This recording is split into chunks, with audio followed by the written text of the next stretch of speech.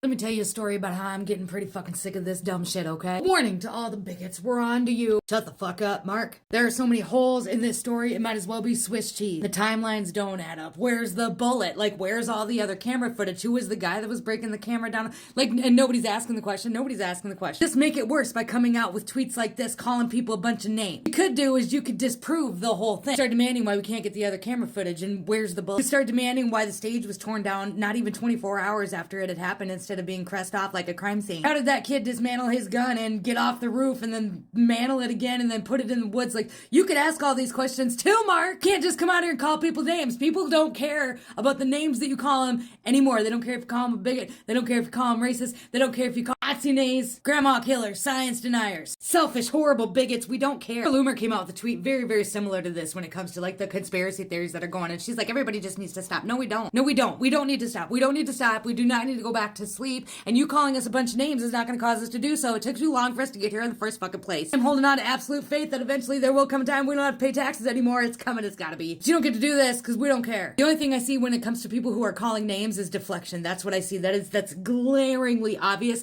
that you were deflecting and you were trying to make people feel shameful for how they feel and for what they see and for what they don't understand, because they don't understand, because none of us understand. None of us understand.